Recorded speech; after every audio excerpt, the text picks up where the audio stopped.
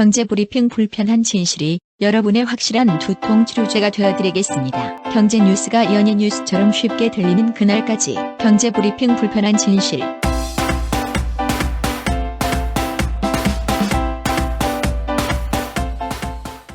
경제브리핑 불편한 진실 8월 2일 순서 시작하겠습니다. 일단 공지사항 하나 알려드려야 될 것 같아요. 지난주 토요일 날 올렸던 골프 이야기 있었죠? 네. 전 세계에서 유독 한국 골프 인구만 늘어난 이유.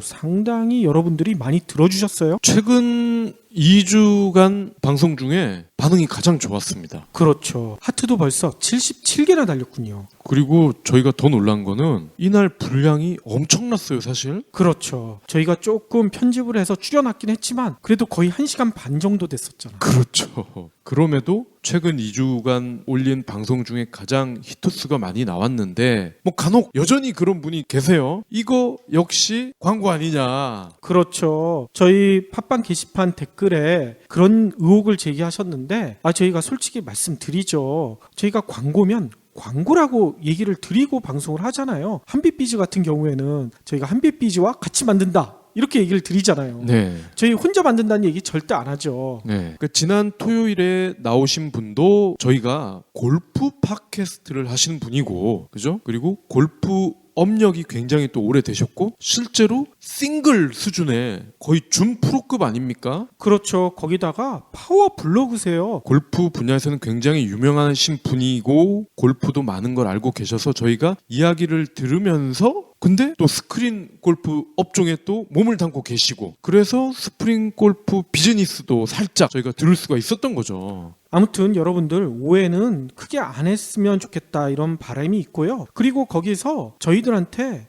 광고는 안 해주고 티켓 2개를 보내주셨어. 고맙다고. 네, 광고 대신 이제 티켓으로 퉁치자 뭐 이런 거죠. 그러니까 그 티켓 2개를 뭐 저희가 쓰라고 보내주신 거 아니고 저희 애청자분들한테 혹시 골프에 입문하고 싶으시다 아니면 골프 진짜 스크린 골프 체험해보고 싶으시다 이런 분들 쓰실 수 있게 티켓 2개를 보내주셨어요.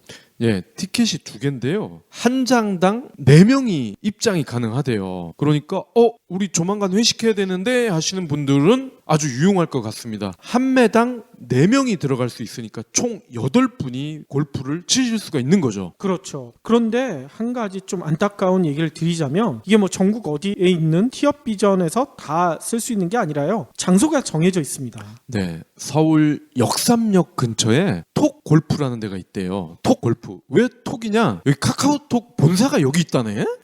그래요? 전 판교에 있는 게 본사인 줄 알았더니 그게 아닌가 봐요. 이쪽 관계자분에 따르면은 카카오톡 본사가 이 건물에 있어서 그래서 톡 골프다 라고 설명을 해주셨습니다. 그러니까 이 티켓을 갖고는 싶은데 쳐야지 또 좋은 거 아니겠어요. 그럼 아무래도 역삼역이나 아니면 2호선 라인 이게 원활하게 타실 수 있는 분이면은 더 좋을 것 같다 이런 생각이 들어요. 그럼 응모는 어떻게 해야 되죠? 지난 토요일 골프 방송을 들으신 분들이 많잖아요. 그래서 그 방송에 대한 평가를 좀 해주시면 좋을 것 같아요. 이런 부분은 굉장히 좋았다. 근데 이런 부분은 좀 아쉬웠다. 그래서 다음에 혹시 기회가 되면 이런 부분을 좀 더 보강해달라 아니면 추가해달라 이런 말씀을 적어주시면은 저희가 그 적어주신 분 2분이면 그 2분한테 드리면 되는 거고요. 3분 이상이 나왔다 그러면은 좀 더 잘 적어주신 분에게 드리면 될 것 같아요. 그렇죠. 거기다가 개인적인 바람 한 가지는 티켓만 주지 말고 저희 이 PD 박 PD 먹고 살 수 있게 광고 좀 해달라 뭐 이런 얘기 써주셔도 참 고맙겠습니다. 이건 농담입니다. 안녕하세요. 선안남 심리상담연구소를 운영하고 있는 상담심리사 선안남입니다. 심리상담소 하면 보통 여자분들이 많이 찾아오시는 공간이었는데 최근에 심리상담소를 찾는 남자 내담자들이 참 많아졌습니다. 자기 본연의 모습을 드러내지 못한 채 사회나 가까운 사람이 주는 억압 때문에 힘들어하시는 남자들의 모습을 보면서 남자가 남자를 또 여자가 남자를 이해할 수 있게 돕는 책을 쓰고 싶다는 생각을 했습니다. 그렇게 탄생한 책이 이 책 혼자 있고 싶은 남자입니다. 한마디로 이 책은 여자 상담 심리사의 건강한 남성성 탐구라고 할 수 있습니다. 이 책에서는 다르다는 이유로 여자들이 오해하기 쉬웠고 사회적인 압력 때문에 남자 스스로도 알아채지 못한 마음을 깊이 들여다봤습니다. 남자의 마음속에 무엇이 있기에 그들이 입을 열지 않는지, 위축된 모습을 보이는지, 딸바보가 되는지, 완장에 집착하는지, 시도 때도 없이 분노하는지 등을 이야기합니다. 혼자 있고 싶은 남자, 서점에서 구매할 수 있습니다. 그러면 오늘 꼭 챙겨야 할 경제 브리핑. 또 믿을 수 없는 통계 자료가 나왔어요. 매번 이런 것 같아. 뭐냐면요, 저유가 지속으로 소비자 물가 상승률이 3개월째 0%대를 기록하며 10개월 만에 가장 낮은 수준으로 떨어졌다고 해요. 이거 참 씨알도 안 맥히는 거짓말을 또 하고 있네. 그러니까요. 오늘 통계청이 발표한 7월 소비자 물가 동향을 보면요, 지난달 소비자 물가 지수가 작년 같은 달보다 0.7%밖에 안 올랐대. 말도 안 돼. 지난달 상승률은요 0.6%를 기록한 지난해 9월 이후 가장 낮은 수치라고 합니다. 그러니까 지금까지 살펴보면 소비자 물가 상승률이 올해 2월에서 4월 때 1%대로 좀 올라간다 싶더니만 그 이후부터, 그러니까 5월부터죠, 3개월 연속 0%대에 머물고 있다, 이렇게 설명을 하더라고요. 제가 주말에 모 워터파크에 다녀왔어요. 원으로 시작하는 워터파크. 뭐 1로 시작하는 지역에 있는. 근데 일단 입장료부터가 입이 쩍 벌어집니다. 장난 아니죠? 예. 그리고 들어가면은 우리가 간식을 또 먹게 되잖아요. 물놀이를 하면은.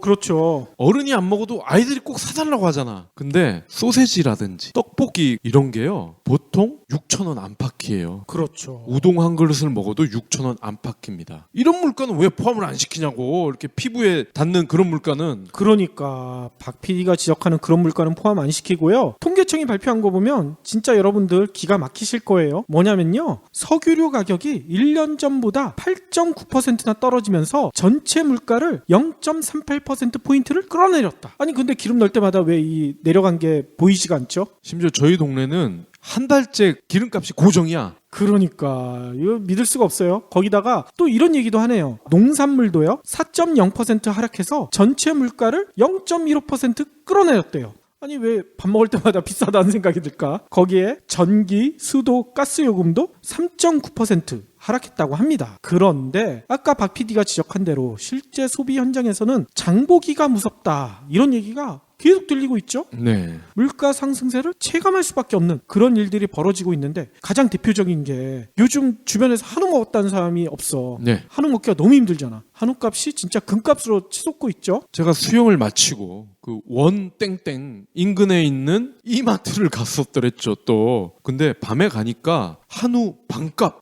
반값이야? 세일을 하더라고. 그래서 얼마에 샀어요? 와, 운이 좋구나 하고 한 팩을 집었죠. 한 팩이 거의 3만 원이야. 보통 왜 우리 이마트 가면 이렇게 팩으로 이렇게 랩을 싸서 팔잖아요. 그렇죠. 근데 그 팩이 반값이라고 해서 집었더니 거의 3만 원이야. 아니 그러면 원래 정상가는 6만 원이란 얘기 아니야? 6만 원에 육박한다는 거죠. 와, 말도 안 돼요. 그 팩이 얼마만 하냐? 이게 참 말로 설명하기는 애매한데요. 제 기준으로 저 혼자 먹으면은 약간 모자랄 정도? 아니 그러면 4인 가족이면 그거 4개 사야 된다는 얘기 아니야? 그러니까요. 그러면은 12만 원. 와, 장난 아니군요. 그것뿐만 아니라 또 한우 먹으면 빼놓지 못하는 게 있잖아. 채소 먹어야 되죠? 네. 소주 먹어야 되잖아. 네. 2개 다 올랐대요. 장난 아니게 올랐고요. 또 과자 가격도 최근에 많이 올랐다고 합니다. 특히나 또 있어요. 빙가류 가격. 빙가류 가격이요, 최대 1,000원가량 인상했죠. 또 여러분들 좋아하시는 콜라 가격도 평균 7% 가까이 올랐다고 합니다. 뿐만 아니에요. 또 오른 데가 있죠. 집세. 집세도 2.5%. 근데 이것보다 더 올랐을 것 같은데. 공동주택 관리비도 3.4% 이렇게 올라서 개인 서비스 물가는요 2.1% 상승했다고 해요. 아니 이렇게 따로따로 관리해서 발표할 거 뭐하러 이렇게 통계청에서 하나 모르겠어요? 그러니까요. 그래서 네티즌들이 이런 댓글을 쏟아내고 있네요. 통계와 체감의 차이가 역대급이다. 가장 많이 벌어졌다는 얘기인 거죠. 그리고 소비자 물가는 내려갔다는데 왜 내 혈압은 올라가냐, 이렇게 지적하시는 분도 계세요. 아우 센스쟁이들.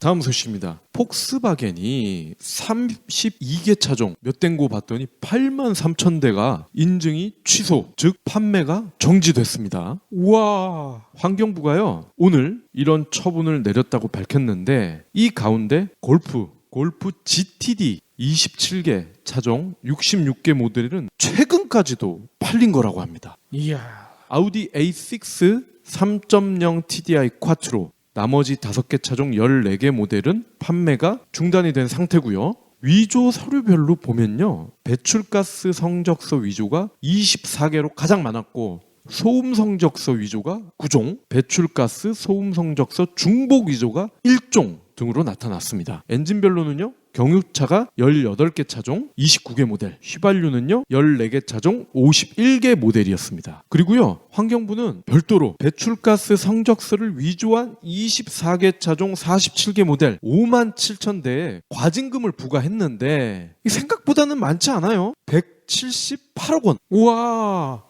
그래도 제가 보기엔 좀 많은 것 같은데. 그나마 이것도 역대급이라고 할 수가 있어요. 그렇죠. 아니 근데 폭스바겐이 이런 인증 취소나 과징금 부과 마음에 안 들어. 반발하면 어떻게 되는 거예요? 당연히 소송으로 가는 거죠. 행정소송이나 집행정지를 제기할 수가 있고요. 민간 법무법인을 대리인으로 추가 선임을 해서 곧 대응을 하지 않을까 이렇게 보여요. 아, 그렇군요. 그런데 환경부도 가만히 있지는 않을 것 같아요. 법원에서 집행정지가 받아들여져서 판매가 재개되더라도 행정소송에서 승소하면 그간 판매된 차량 과징금으로 개정된 법률에 따라서 차종당 100억 원을 적용할 수 있다. 그러니까 할 테면 해봐라. 지금 맞짱을 뜨려고 하고 있는 거예요. 환경부 요번에는 좀 세게 나가는데 진짜 계속 이런 센 모습 보여줬으면 좋겠다는 바람이 있네요. 이것도 통계 자료인데 이거는 너무나 우울해요. 뭐냐면요. 올해 1분기 OECD 주요국 일자리 사정이 많이 개선됐대. 예. 유일하게 한국만 제외하고. 한국만 제외하고. 너무 우울하지 않아요? 이 얘기는요. 조세재정연구원이 인용한 OECD 분기별 고용 동향 자료 이걸 분석한 결과라고 합니다. 여기에 따르면요. 1분기 OECD 회원국 전체 고용률은요. 평균 66.8%, 전분기 대비 0.3%포인트가 상승했대요. 특히 주요국별로 봐도 상승세가 상당해요. 독일 같은 경우에는 고용률이 74.2%에서 74.4%, 0.2%포인트가 높아졌죠. 이웃나라인 일본 같은 경우에도 73.6%에서 74%로 높아졌고요. 영국도 73.2%에서 73.3%, 이런 식으로 거의 1%포인트 가까이씩 올라갔다고 해요. 근데 아까 얘기대로 한국의 고용률은 65.9%에서 변화가 없대. 유일하게 상승세에서 열의 상태라는 거죠. 특히 한국 고용률 자체가 OECD 회원국 평균보다도 낮대요. 아까 회원국 평균은 66.8%였잖아요. 우리는 65.9%. 거의 1%포인트 가까이가 낮잖아. 아니 OECD 관련한 통계를 보면 우리나라는 항상 앞에서 1등 아니면 뒤에서 1등이잖아요. 그렇죠. 왜 요것만 평균을 살짝 밑돌죠? 그러니까 말이에요. 근데 문제는 다른 나라들은 올랐는데 우리나라는 제자리 걸음을 했으니까 이 격차가 더 커질 수도 있다. 이런 우려가 나오고 있다는 거예요. 네. 이런 우려에 대해 통계청은 이런 해명을 내놨어요. 뭐냐면요. 최근 고용 동향을 보면 2분기의 한국 고용률은 일단 정체에서는 벗어난 것으로 보인다. 한마디로 상승세로 돌아설 것 같다. 이런 거예요. 네. 통계청 고용 동향에 따르면요. 지난 6월 기준 한국의 고용률이 66.5%로 전년 동월 대비 0.5%포인트 이렇게 상승했다고 합니다. 근데 문제는 이 고용률 상승세에는 조선업 등 최근에 구조조정 심하게 하는 곳들 이런 거에 대한 여파가 제대로 반영되지 않은 것으로 나타났어요. 앞으로 하반기에 조선업뿐만 아니라 해운업 이런 데에서 구조조정 심하게 하면 고용 리스크가 다 이 고용률에 반영이 될 텐데 그러면 오히려 제자리 걸음이 아니라 더 떨어질 수 있다는 얘기인 거예요. 그렇죠. 특히 6월에 지역별 고용률 동향을 보면요. 벌써 조선산업이 큰 경남이나 부산 같은 경우에는 일제히 하락세를 보이고 있대요. 여긴 지금 집값도 떨어져서 난리잖아요. 그렇죠. 그러니까 올 초에 박근혜 정부가 그랬잖아요. 일자리 70만 개 만들겠다. 도대체 어디 갔어요? 그 일자리는? 머릿속에 있나 보죠. 다음 소식입니다. 썬팅 필름에서 전기를 생산한다? 이게 가능할까요? 이건 무슨 SF 영화 얘기하는 거 아니에요? 근데 카이스트가요. 이게 가능하다고 오늘 발표를 했어요. 오, 그래요? 카이스트의 전기전자공학부 그리고 성균관대 화학공학부 이들 공동 연구팀이요. 열을 차단하면서 동시에 전기도 생산할 수 있는 반투명 태양전지 기술을 개발했다. 이렇게 발표를 했어요. 와. 연구팀이 개발한 태양전지 두께가요 0.1에서 0.2mm 굉장히 얇죠. 그러네요. 얇으면서 반투명하기 때문에 필름이나 유리에 코팅도 할 수가 있대요. 이야, 장난 아니군요. 그러니까 사실상 썬팅이라는 거지. 비결이 태양전지 원료에 있다고 합니다. 기존 태양전지판은 원할 때만 전기를 흘려주는 물질의 원료, 즉 실리콘이었단 말이죠. 문제는 실리콘을 투명하게 만들면 전기를 흘려주는 효율이 낮아진대. 아, 그래요? 때문에 카이스트 연구진은요, 페로브스카이트, 이름이 아주 어렵습니다. 이 새로운 화학 물질에 주목을 했는데 특정 상황에서 반도체 역할을 하는 이 독특한 산화물이 투명하게 설계하기도 쉬우면서 효율도 좋다는 거예요. 이야, 그래요? 이 공동 연구를 주도한 유승엽 카이스트 교수는 이렇게 말을 합니다. 이번에 개발한 태양전지 필름 두께는 불과 수백 나노미터에 불과하고 휘어지는 재질로 만들기도 쉬워서 가능성이 무궁무진하다. 지난 3년간 발전 속도를 고려하면 5년, 길어도 10년 상용화가 가능할 것 같다. 그러면 앞으로는 우리는 운전만 해도 전기를 생산할 수가 있어. 썬팅 필름에서. 아니, 그러면 자동 전기차가 되는 거네. 그러게요. 아니, 근데 우리 광고를 해주고 있는 레이노 같은 데서 이런 거 쓰면 상당히 좋을 것 같은데요? 그러니까요. 이 레이노 측에다가 이 소식을 제일 먼저 전달을 해야 될 것 같은데. 아니 근데 말 나온 김에 이 PD님 지금 트라제 몇 년째 타고 있다고 그러셨죠? 전 10년째요. 10년이요? 아니 그러면 10년 동안 우리가 지금 얘기하고 있는 썬팅은 몇 번 하셨어요? 저는 한 번도 안 했는데요. 한 번도 안 했다고요? 그러니까 처음 차 나올 때 그 영업소 사원이 해준 거 이외에는 없어요. 그럼 뭐 벗겨진다든지 그런 건 없어요? 좀 벗겨졌는데 그냥 타고 다니죠. 근데 저희 지금 광고하고 있는 레이노는 썬팅 필름을 무려 10년 동안 AS를 개런티를 한대. 아니, 10년이나요? 네. 강산이 변한 시간이네? 10년이면 보통 차를 폐차하지 않나요? 제 차는 절대 폐차 안 합니다. 네. 내일 모레부터 또 부산 나들이도 가신다고 그 차로. 그러니까요. 정비 잘하세요. 근데 이 레이노 10년간 개런티를 한다고 말씀을 드렸는데 제가 알아보니까 이 썬팅도 제품에 따라서 등급이 있더라고요. 이것도 등급이 나뉘나 보죠? 근데 문제는 A급, B급, C급 등급을 나눠서 개런티 기간도 차등 적용을 한다는 겁니다. 아하. 그러니까 C급은 2년, 3년, B급은 5년 이런 식인 거죠. 근데 다행히 이 레이노는 아주 사장님이 착한가 봐. A급이든 B급이든 C급이든 무조건 10년을 동일하게 개런티를 하신대요. 그래요? 썬팅 계획이 있다 이러신 분들은 이왕이면 레이노로 한번 고려해 보시면 좋을 듯 합니다. 저도 한번 이번 기회에 썬팅 다시 해보는 거 생각해 봐야 되겠네요. 얼마 전 뉴스를 보니까 인천공항이 역대 이래 최대 인파가 몰렸다 이런 얘기가 있더라고요.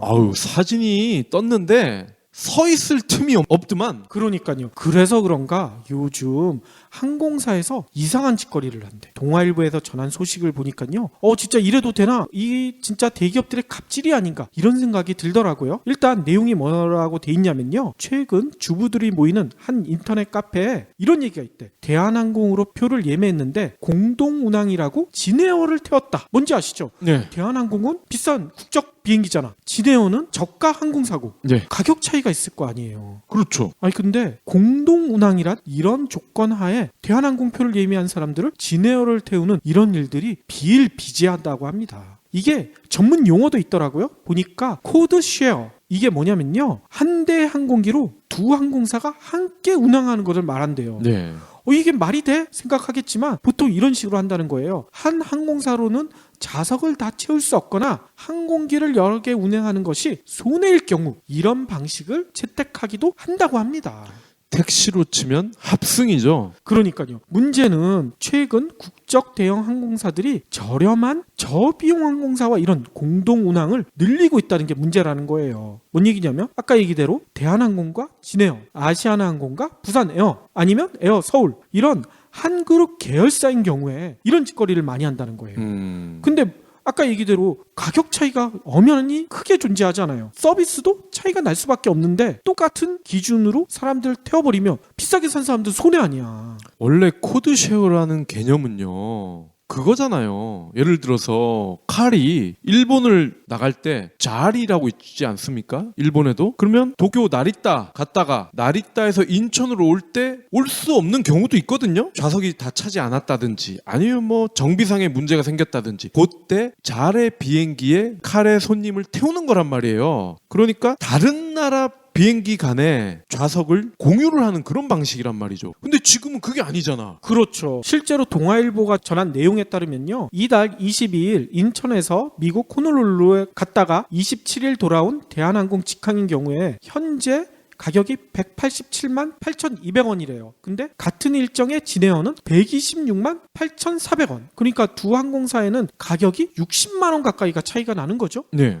그런데 같이 태운다는 거야. 아니 그러면 그 차액에 대한 거는 어떻게 대우를 하나요? 차액에 대한 보상도 전혀 없을 뿐만 아니라 항공사에선 이렇게 얘기를 한대요. 온라인 예매 과정에서 공동항공사와 운임 차액이 발생할 수 있습니다. 이렇게 적혀 있대. 실제 탑승은 무슨 항공 이런 식으로 고지도 하고 있대요. 근데 대부분의 이런 갑질을 당한 승객들은 이런 하소연을 한다는 거죠. 이런 거 본 적이 없다. 가서 따졌더니만 항공사 직원이 여기 보세요 이렇게 가리킨 거 보면 글씨가 보험 약관처럼 엄청 작게 돼 있어.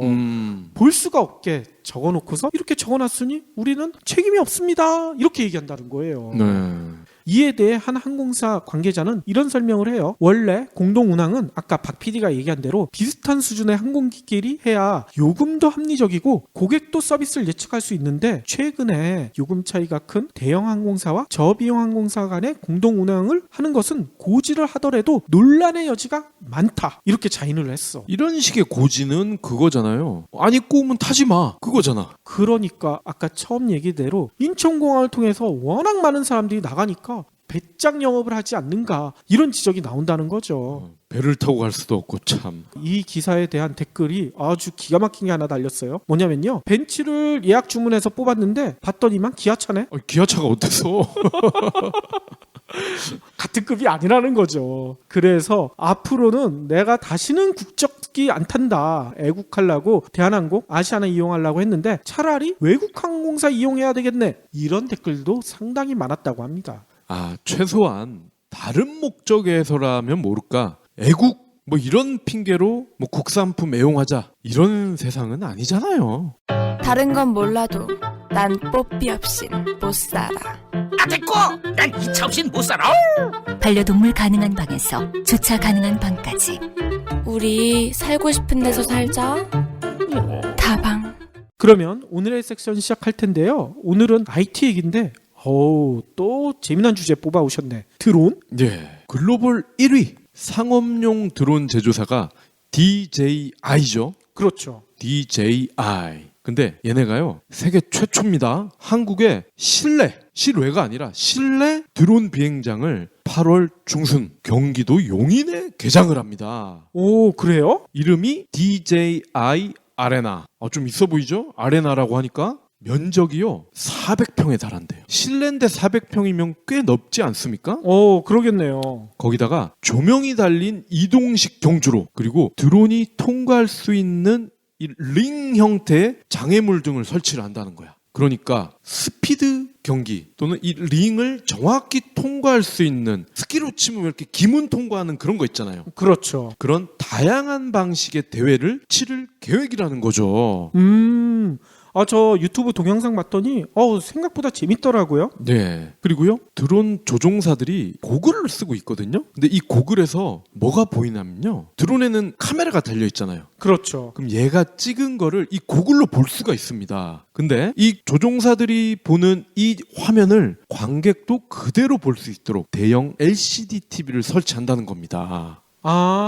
마치 e스포츠에서 선수들 경기 장면 그대로 보는 듯이 이 드론 경기도 볼 수 있다는 얘기군요. 그렇죠. 그러니까 관람객은 드론이 날아다니는 것도 보고 드론이 찍는 화면도 보고 굉장히 재미가 있겠죠. 그리고요 초보자가 드론 조작법을 배우고 시험 비행도 할 수 있는 교육 프로그램도 마련을 해서 소비자 배려에도 정성을 다하겠다. 이렇게 약속을 했습니다. 그렇군요. 아니 근데 제가 알고 있기로는 DJI가 우리나라 업체가 아니잖아요. 중국입니다. 현재 중국을 대표하는 기업으로 우뚝 서버렸어요. 어느 날 갑자기. 그래서 드론계의 애플로 통합니다. 들어온 게 애플이에요. 들어온 게 삼성은 아닌가 보네. 애플이래. 삼성은 잘 인용을 안 하더라고. 그러니까 심지어 이 투자 업종에서는요, 현 시점에서 샤오미를 능가하는 중국 몇 안 되는 브랜드다. 오, 그래요? 이런 평가를 받고 있습니다. 그러면 이것도 대륙의 실수급으로 불리나 보죠? 실수를 능가하는 것 같아요. 대륙의 음모론이지 않을까 싶어요. 대륙의 음모론. 일반 드론, 그러니까 요거는 이제 민간인들이 쓴다 뭐 그런 거죠. 군사용이나 이런 게 아닌 일반 드론 기준 글로벌 점유율이 70%. 이야. 대단하죠? 그런데 한국 용인에 왜 한국 회사가 아닌 중국 회사가 실내 드론 전용 경기장을 지을까? 궁금하지 않으세요? 아니 그러니까 땅도 중국이 훨씬 넓을 테고 가격도 쌀 텐데. 인구도 15억이나 있고 팔아먹어도 거기서 팔아먹는 게 훨씬 나을 텐데 말이죠. DJI 측 설명을 들어보면요, 충분히 이해가 됩니다. 먼저 한국 소비자들이 워낙 독특해. 그래요? 드론을 즐기는 연령층이요, 10대부터 70대까지 전 세계 시장을 통틀어서 가장 다양하대. 그렇죠. 저는 우리 아들이랑 즐기니까. 에. 우리 아들 10대, 저는 50대? 아이. 근데 그 어느 나라도요, 이렇게 우리나라처럼 10대부터 70대까지 드론을 즐기는 곳이 없대. 게다가요, 제품에 대한 피드백이 아주 빠르다고 합니다. 신제품이든 스테디셀러든 개인이나 동호회 중심으로 장점과 단점이 A4 100장 분량이 다 나와 있대 이미. 그래요. 그리고 장점이 좀 더 많다 이런 제품은요, 동호회 차원에서 이거 안 사면 바보 이런 식으로 구매 권장까지 한다고 합니다. 이야, 장난 아니군요. 그러니까 적지 않은 사용자들이 단점이나 보완점을 공론화하고 일부 적극적인 사용자는요, DJI 측에 이메일을 보낸대. 성능 좀 개선해라 이 바보들아. 내가 봐도 이런 단점이 있는데 안 고치고 뭐하니? 물건을 파는 사람 입장에서 소비자들이 이렇게 내가 판 상품에 많은 관심을 가지는 것만큼 기쁜 일이 있을까요? 물론 많이 팔리면 더 기쁘겠죠? 덜 기쁠라나? 아니 많이 팔리는 게 더 기쁘겠죠. 이 소비자들이 제품이 마음이 들면 구매를 독려하기까지 하니까 얼마나 사랑스럽겠습니까? 이 대한민국 국민들이. 즉 중국 소비자들은 한국 소비자만큼 능동적이고 적극적이지 않다, 이런 얘기 아니겠어요?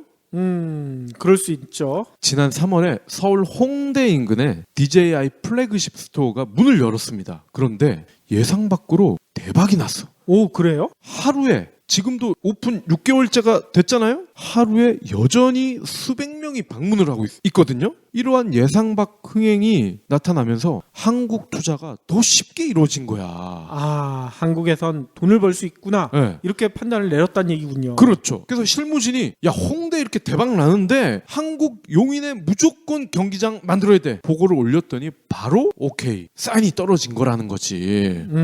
매장에서 직접 구매하는 경우도 있지만요, 실물과 가격, 스펙을 확인한 다음에 온라인이나 모바일에서 사는 사람도 많거든요. 그렇죠. 그러면서 서로 공유를 하는 거죠. 나는 이래서 좋고 저래서 좋고, 그래도 야, 온라인이 5% 더 싸다 이러면서 자기네들끼리 수다를 막 떠는 겁니다. 중요한 거는요, 홍대 매장을 중심으로 이렇게 DJI 제품이 이슈 메이커가 되고 있다는 거죠.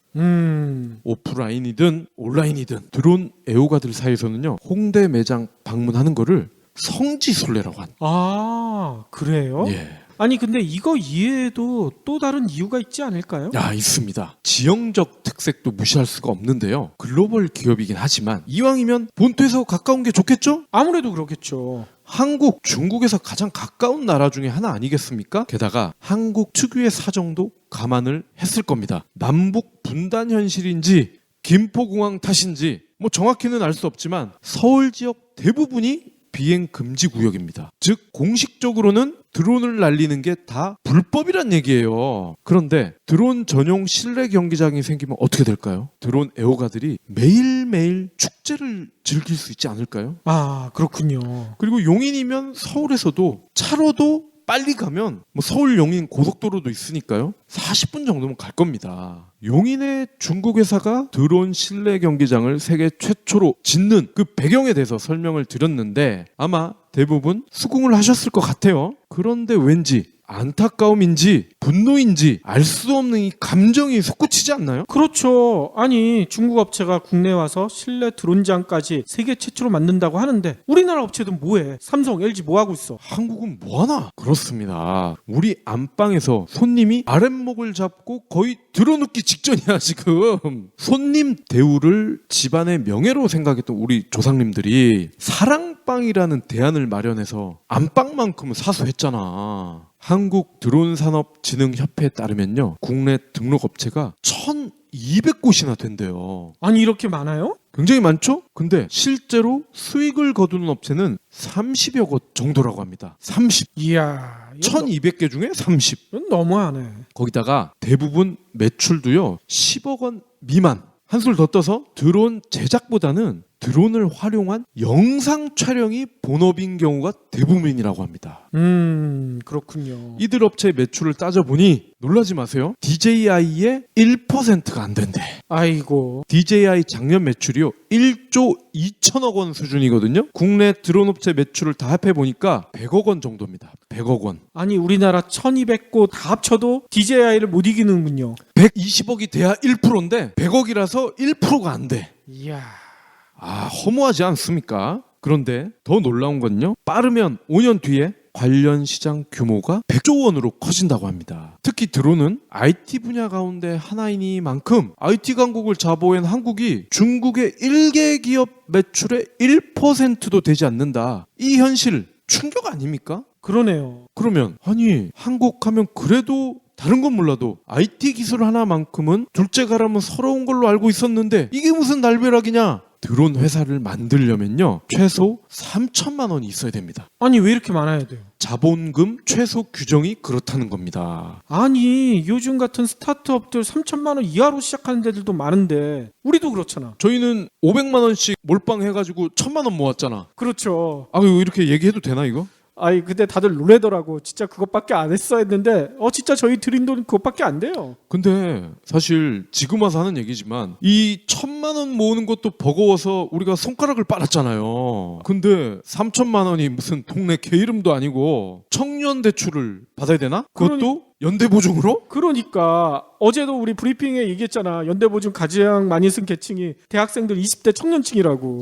이 청년 연대보증 대출을 권하는 사회인 건가요? 그리고 또 있어요. 농업, 촬영, 조종교육, 측량 탐사 이러한 목적으로만 드론 사업을 해야 돼. 아니 IT는 열린 시스템이잖아. 네. 사업 영역이 무궁무진하게 발전할 수 있는데 아예 사업 영역을 정해놓은 거예요. 그렇습니다. 딱 여기서만 해라. 그렇습니다. 지금 다른 나라에서는 이 드론으로 뭘 하고 있죠? 피자도 배달하고 물에 빠진 사람 구하고 심지어 아마존에서는 드론 둥지 이거를 만들어가지고 무선 와이파이 기지국 역할도 한다는 거 아닙니까? 그런데 이 나라에서는 드론이 탄생했던 초창기 때나 했던 거를 아직도 권장하고 법으로 못을 박아놓고 있죠. 이야 이건 너무했네. 이뿐이 아닙니다. 상업적으로 이용할 수 있는 드론 사실 이게 관건인데 크기나 무게 측면에서 단순한 오락용보다는 당연히 육중해야 되지 않겠어요? 그렇죠. 피자도 배달해야 되고 뭐 조만간 택시 드론도 나온다며요. 그러니까 사람 태우는 드론. 근데요 미국은 25kg 이하면요 비행 승인, 기체 검사 이러한 형식적인 규제가 면제가 된대. 근데 한국은요 절반에 불과한 12kg이래. 이 면제 대상이. 아니 12kg이면 이게 뭐 날릴 수 있는 것도 12kg를 넘기가 힘들 거 아니야. 당연하죠. 12kg짜리로 피자 배달이나 할 수 있을까 모르겠네. 그러니까 연구를 하려고 해도 드론 연구를 하려고 해도 멋진 제품을 쌈박하게 만들려고 해도 이러한 탁상 행정 규제가 있으니 신바람이 나겠습니까? 나 같으면 엎어버릴 것 같은데? 드론 산업의 자양분 역할을 할 수 있는 전문 교관, 드론 조종하는 교관을 말씀드리는 겁니다. 이 교관을 양성하기도 굉장히 어려워. 왜냐? 왜요? 최소 200시간 이상 비행한 경험이 있는 교관이 있어야 드론 학원을 만들 수가 있대요. 아니 드론 나온 지 얼마 됐다고 벌써 200시간을 채워요? 그러니까 원장이 자기가 나 드론 학원 만들 거야 해서 이게 안 된대. 그 원장이 200시간 이상 비행 경험이 있어야 된대. 이야 이건 너무했네. 애플의 새로운 아이폰이나 아이패드가 매번 한국에는 한두 달 뒤에 나오죠? 다양한 이유가 있지만 업계에서는 이런 얘기를 합니다. 정부 당국의 주파수 인증 문제, 즉 시판을 하기 전에 주파수 인증을 통과를 해야 되잖아요. 근데 이 과정이 무척 오래 걸리고 절차가 무척 복잡하다는 거야. 그러니까. 근데 오래 걸리고 이 복잡한 절차가 삼성이나 LG도 동일하게 적용되는지는 모르겠어요. 아무래도 걔네는 무척 시간이 빠르고 절차도 무척 간단할 가능성이 크겠죠? 안 봐도 비디오지 뭐. 여론이 부정적이란 것을 뒤늦게 알았던 건지 정부가 최근 이런 규제를 완화하겠습니다 하고 약속을 했어. 아, 일본 정부예요? 나한텐 그렇게 들려. 근데 방금 제가 전파 인증 얘기를 드렸잖아요. 드론 같은 경우에는 6개월이 걸린대. 6개월이. 이게 말이 돼? 어허. 그러면서 규제를 완화하겠습니다 했잖아. 얼마나 빨라졌나 봤더니 빠르면 2달, 빠르면 2달. 아니, 요즘 같은 초스피드 사회에서 2달을 기다리라고요? 그러니까 규제라고 내놓은 것들이 예전 규제와 비교했을 때 제가 볼 땐 50보 100보거든요. 혹자는 말합니다. 한국 공무원과 국회의원들이 아무것도 모르면서 탁상행정만 해서 그렇다. 근데 탁상행정으로만 따지면 중국의 공무원들과 관리가 넘버원 아니에요? 아하하. 여전히 중국은요, 공안을 필두로 한 이 공무원 조직이 심지어 인권단체의 강력한 항의를 받을 정도로 무섭고 소통이 안 되는 존재로 인식이 되고 있잖아요. 사실이기도 하고요. 이런 중국조차 한국을 디딤돌 삼아서 세계 시장을 평정하려고 합니다. 정부, 공무원, 국회의원 이들의 수준을 논하는 게 과연 중국 앞에서 이 큰 의미가 있을까? 중국은 돈이 될 가능성이 조금이라도 있다고 판단을 하면 그 순간 당파, 인종, 이해관계 이런 거를 뛰어넘는 놀라운 마법을 발휘한다고 에둘러서 정리를 하는 편이 좋지 않을까요? 그렇죠. 중국은 그래도 자기 건 챙기긴 하지만 국익을 위해서라면 자기 거를 살짝 뒤로 밀어놓는 그런 애국심이 있는 것 같은데 우리나라 공무원들은 국익은 생각 안 하잖아. 자기 것만 챙기고. 그러게 말입니다. 그러니까 이게 탁상 행정만으로는 답이 안 나오는 거죠. DJI가요 5년 뒤에도 지금의 영향력을 유지한다면 예상 매출액이 얼마인지 아십니까? 70조입니다. 70조. 설마 우리나라 공무원들이 드론을 애들 장난감으로 생각하는 건 아니겠죠? 아마도 아닐 겁니다. 난 길 겁니다에 10,000원. 이거 충청도 사투리인데? 혹시 기부해보신 적 있나요? 이런 질문을 하면 나 먹고 살 것도 없는데 기부는 무슨? 기부는 션, 정혜영, 김장훈이나 하는 거 아니야? 라고 하시는 분들이 많습니다. 하지만 기부는 돈 많은 연예인의 전유물이 아닙니다. 무료 기부 사이트 위시플렉스에 접속하면 누구나 기부천사가 될 수 있습니다. 어떻게 가능하냐고요? 위시플렉스의 나만의 위시에서 매주 마음에 드는 신상 10개만 고르면 됩니다. 물론 사는 것이 아니라 찜만 하는 겁니다. 그러면 기부머니 500원이 매주 생기죠. 이 기부머니를 경제브리핑, 불편한 진실 같은 프로젝트에 후원할 수 있습니다. 참 쉽죠? 보너스도 있습니다. 매주 추첨을 통해 골라놓은 신상을 최대 90% 할인된 가격으로 살 수 있는 기회도 제공합니다. 기부도 하고 신상도 챙기고 그야말로 꽉 먹고 알 먹고입니다. 이래도 기부는 나와 상관없는 딴 나라 이야기라고 하실 건가요? 당장 위시플렉스에 접속해 자랑스러운 기부천사의 이름을 올리세요. 마무리로는요. 저희가 한빛비즈와 같이 하고 있는 업무의 장기술 알려드리는 시간을 진행할까 하는데요. 박 PD는 이런 경험 많으셨을 거예요. 예전에 기자 생활하면서 기사 왜 그따위로 써? 네. 뭐 이런 항의 메일 많이 받았잖아. 별로 저는 그런 거 안 받았어요? 무슨 기사를 그따위로 잘 썼어. 에이. 이런 칭찬 메일을 더 많이 받았죠. 아무튼 그런 메일 받았었을 때 답변 어떻게 하셨어요? 저는 초창기에는 나름 해명도 하고 그랬던 것 같은데 점점 머리가 굵어진다고 해야 되나요? 그러면서 그냥 애써 무시를 했던 것 같습니다. 그렇군요. 저도 기자 생활하면서 이런 항의 메일 상당히 많이 받았었는데 받을 때마다 가슴이 아프죠. 거기에 대해서 내가 어떻게 해명을 해야 될까 참 고민도 많이 되고요. 근데 업무의 장기술에서 알려주는 비법을 보니까 상당히 놀라워요. 뭐냐면요. 해명하려고 길게 생각하지 말라는 거야. 네. 제목이 이렇게 돼 있어요. 사과 메일은 문장을 입력한 후 0.1초 만에 보내라. 왜 그러냐면요. 여기 저자는 이런 설명을 합니다. 이 저자도 질책 메일을 수없이 많이 받았대요. 그런데 이러한 상황에서 내가 어떻게 대처해야 되는가? 이거는 늘 어려운 숙제였다는 겁니다. 뭐 저나 박 PD랑 똑같은 고민을 했다는 거죠. 근데 어느 날 이런 일이 있었대요. 해외 루펀과 진행하는 안건에서 상사가 따끔한 내용이 담긴 항의 메일을 외국 변호사한테 보냈었대. 근데 외국 변호사가 답변을 보내온 거예요. 뭐라고 적혀 있는 줄 아세요? 땡큐. 끝이야. 지적해줘서 고맙다. 이게 끝이라는 거야. 그래서 아니 도대체 이게 뭐야? 근데 나중에 생각해보니 이 땡큐라는 말 한마디가 엄청난 위력이 있다. 이걸 절감했다는 거예요. 네. 뭔 얘기냐면 항의 메일을 받았을 때 그거에 대한 해명을 하려고 여러 번 생각하고 뭐 여러 가지 해봤자 그게 긍정적으로 상대방한테 받아들여진 경우는 거의 없다는 겁니다. 네. 이 사람은 내가 이렇게 지적하고 싶어서 지적하는데 상대방이 아니다, 오해다 이렇게 해봤자 오히려 감정만 상할 경우가 많다는 거예요. 따라서 이런 질책 메일에 다시 답변을 달 경우에는 또 다시 그것보다 더 긴 질책 메일이 돌아올 가능성이 엄청 크다는 거예요. 그렇기 때문에 아까 외국인 변호사처럼 땡큐 아니면 앞으로 주의하겠습니다. 간단하게 대답하는 게 오히려 상황을 빨리 종료시킬 수가 있다는 거죠. 그럼 저희도 그렇게 하면 되나요? 이번 방송 광고인데? 라고 항의를 해주시면은 감사합니다. 그럼 되는 거예요? 아, 감사합니다가 아니라 앞으로 주의하겠습니다. 이래라는 거죠.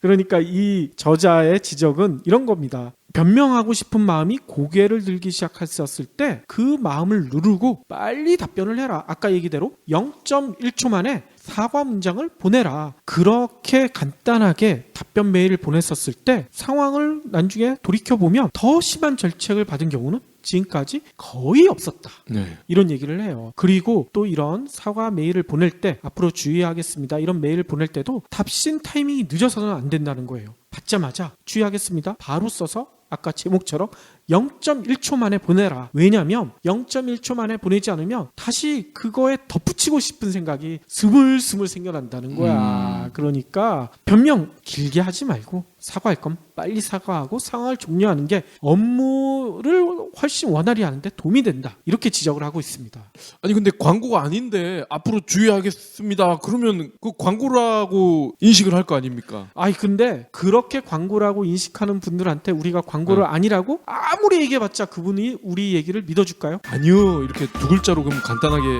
해도 안 된다는 거죠? 믿어주지 않을 것 같아요.